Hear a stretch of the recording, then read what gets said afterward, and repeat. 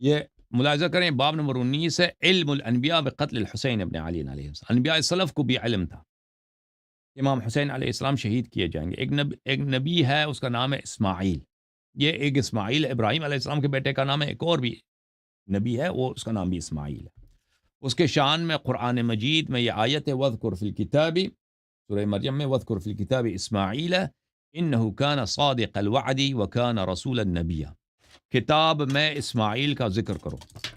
وہ صادق الوعد تھا اور وہ رسول تھا، نبی تھا۔ امام جعفر صادق علیہ السلام نے فرمایا کہ یہ اسماعیل ابن ابراہیم نہیں ہے، یہ جو سورہ مریم میں اس کا ذکر ہے، یہ وہ اسماعیل نہیں ہے، یہ ایک اور اسماعیل ہے، نبی من اللہ تھے، بل کان نبی من انبیاء اللہ، بعثہ اللہ الی قومہ، اللہ تعالیٰ نے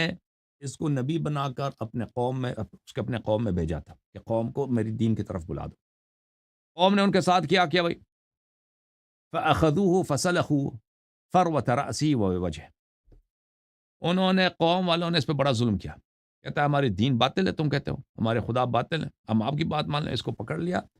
اور اس کے چہرے کے کال اتار دیے، اس کے سر کی کال اتار دی بیچارے، اس طرح اس کو شہید کیا۔ اچھا، جب کال اتار دیا اس کا، فَأَتَاهُ مَلَكٌ عَنِ اللَّهِ تَبَارَكَ وَتَعَالَى إِنَّ اللَّهَ بَعَثَنِي إِلَيْكَ فَأْمُرْنِي بِمَا شِئْتَ، اللہ تعالیٰ نے ایک فرشتے کو بھیجا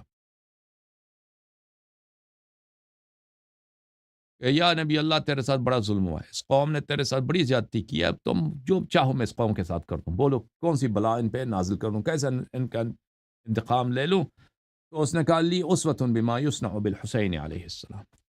تو اس نے امام حسین علیہ السلام کی شہادت کو یاد کیا اور اس نے کہا میں تو حسینی ہوں، جب سردار انبیاء علیہ الصلاۃ والسلام کی نور عین کے ساتھ یہ ظلم ہوگا تو انہوں نے اپنے قوم کو، انہوں نے قوم پہ عذاب نازل نہیں کروایا تو میں کیسے کر سکتا ہوں، میں تو امام حسین علیہ الصلاۃ والسلام کا شیعہ ہوں، امام حسین علیہ السلام میرے لیے اسوہ ہیں۔ اس طرح بہت سارے یہاں پہ روایات ہیں کہ انبیاء علیہ السلام کو علم تھا ان کی شہادت کا، امام حسین علیہ السلام کی شہادت کا۔ تو میں روایت مزید نہیں پڑھتا کیونکہ میں رسالت پناہ صلی اللہ علیہ وسلم کی روایت کی طرف جانا چاہتا ہوں۔